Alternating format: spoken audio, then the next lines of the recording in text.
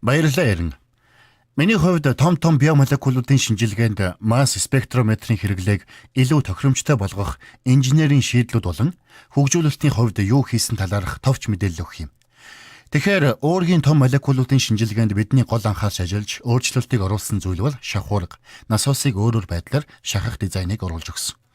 Үүний шалтгаан нь хэрвээ та бүхэн энд харагдаж буй Q-TOF-ын схем зургийг харвал зүүн талд нь миллибар даралтанд ажиллах коллизион буюу мөргөлдөх хэсэг, дараа нь IVC компрессор, задраг үүсгэгч, татагч, түлхэгч, тэгээд детектор байна.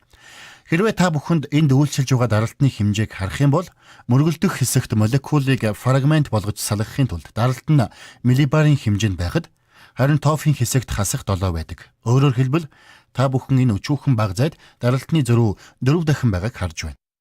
Тэгэхээр бид нар юу хийсэн бэ гэхээр мөргөлдөх буюу collision хэсгээс өндөр даралтыг авч маш өөр байдлаар даралтыг үүсгэсэн. Өмнөх молекулуудад өндөр TOF хэсэгтэй байсан бөгөөд харин одоо хасах 8 хүртэл буулгаж чадсан.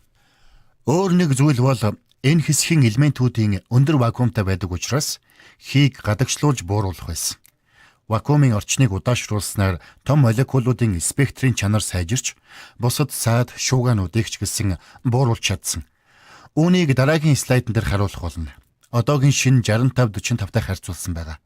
Энэ слайдн дээр одоогийн 6545 LCQTOF-ыг хар өнгөөр тэмдэглэж, хөх өнгөөр тэмдэглэсэн 6545 XT Advanced Bio LCQTOF-тэй харьцуулсан байна. Энд өөр гликоформуудыг шинжилсэн бөгөөд эдгээр уургийн гликоформуудын хоорондын шуугаан ямар байгааг харуулж байна. Тэгэхээр эндээс уургийн молекулуудын шуугааны хувьд мэдэгдэхүйц багассан байна. Үүний үр дүнд бид нар өмнө нь илрүүлж чаддаггүй шуугааны ард үлдчихдэг байсан бүтэн уургийн өөрчлөлтүүдийг илрүүлэх боломжтой болсон. Том ба жижиг молекулуудын ялгааг харуулах юм бол ийм байна.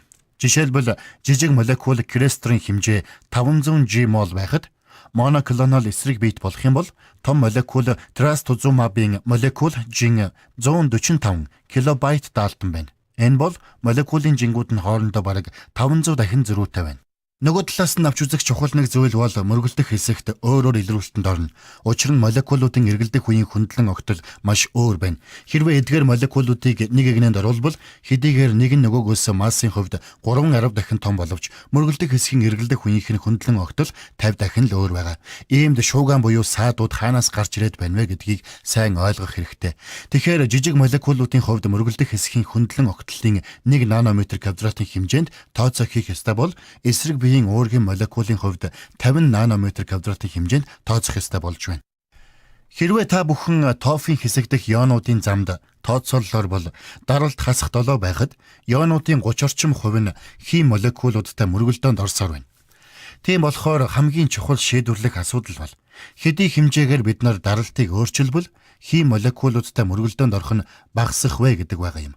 Түүнчлэн вакуумын даралтыг хасах 8 хүртэл багасгахад мөргөлдөөнийг 3%-аар багасгаж байгаа бөгөөд тийм учраас TOF-ын хэсэг дэх даралтыг багасгаснаар шуугаан саадыг үнэхээр бууруулж спектрийн гарч байгаа үр дүнгээс аль болох их мэдээлэл авах боломжтой юм.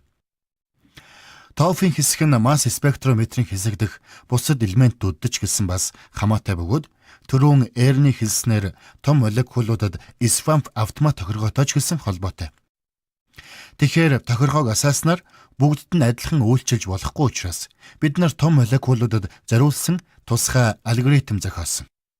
Одоо дараагийн слайдн дээр 6545-ын өмнөх автомат SWAMP тохиргоог асаасан үеийн стандарт массын хүрээг улаанаар харуулж байгаа бол хөхөнгөөр шинээр хөгжүүлсэн том молекулуудад зориулсан SWARM автомат тохируулсан үеийн массын хэмжээг харьцуулан харуулж байна. Энэ хоёр харьцуулалтыг нэг багжин дээр хийсэн. Шингэний хроматографийн хувьд ч гэсэн яг адилхан бөгөөд нэг нь нөгөөгөөсөө ердөө 20 минутын зайтайгаар дээжүүдийг уншуулсан. Хэрвээ та бүхэн харж байгаа бол 3090 мегазет масс цэнгийн хэмжээнд бараг 4 дахин их илрүүлэлтийг гаргаж ирж байна. Ялангуяа маш өчүүхэн хэмжээтэй уургийн материалтай ажиллаж байгаа тохиолдолд энэ бол маш чухал. Тоон агуулмжийг илүү наривчлалтай гаргах боломжийг олгож байгаа юм. Хамгийн гол нь масс спектрометр руу орж байгаа молекул болгоныг л илрүүлж бүртгэж авах боломжийг олгох ёстой бөгөөд энэхүү том молекулуудад зориулсан SWAMP автомат тохиргоогоор энэхүү үр дүнд бид нэр хүрч чадсан. За дараагийн слайдн дээр ердийн нөхцөл дэх бүхэл уургийн шинжилгээний талаар жаахан дэлгэрэнгүй ярихыг хүсэж байна. Энэ слайданд бид нар уургийг денатурацид оруулсан болон оруулаагүй байдлаар нь харьцуулж шинжилсэн үр дүнг харуулж байна.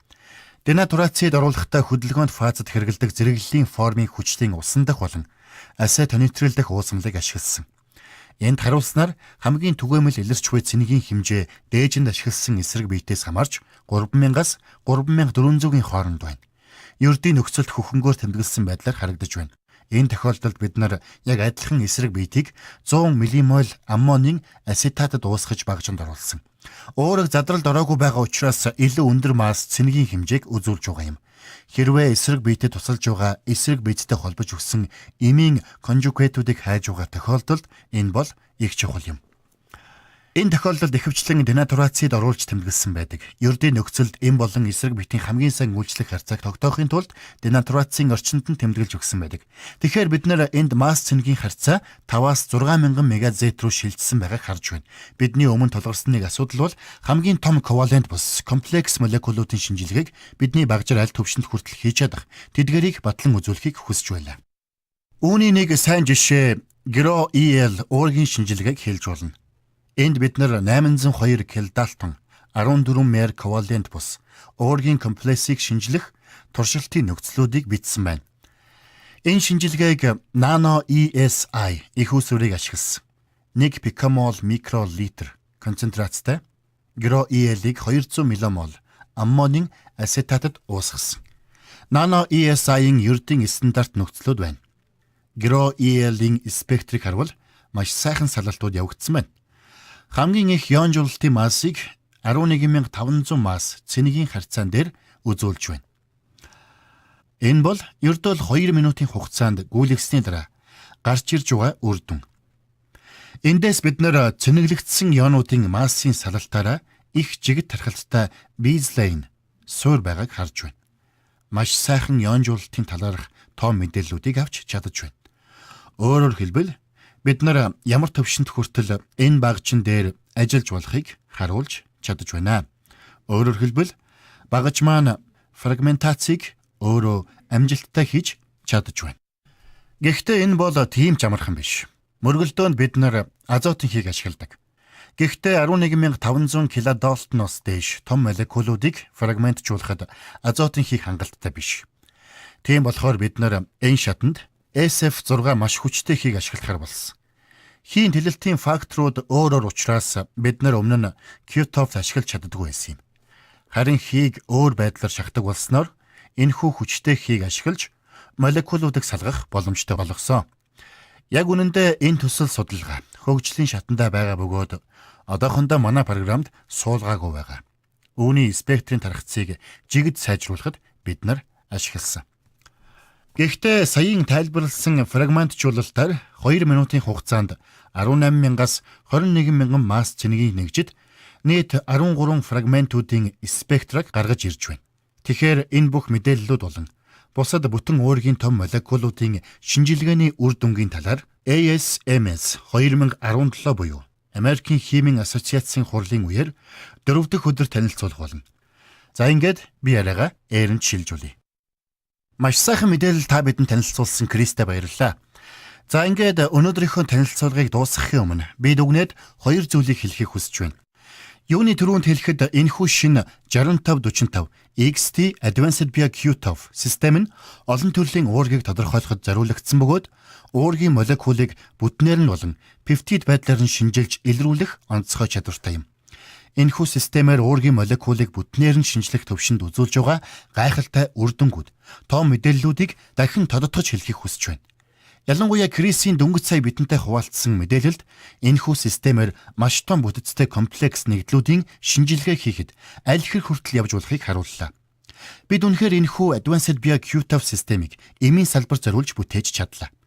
Бид нарын шинэ системийг зохион бүтээхэд гаргасан хүчин чармайлт, хийсэн сонголт бүхэн өдөр тутмын биомолекулын шинжилгээний явцад хамгийн найдвартай, тогтвортой үр дүн гаргахын төлөө байсан гэдэг үгээр танилцуулга өндөрлөж байна. Бидэнтэй холбогдох буюу бусад мэдээлэл авах бол Монгол дахь манай аль биесны дистрибьютор Medienbex International компанитай холбогдож авахыг хүсье.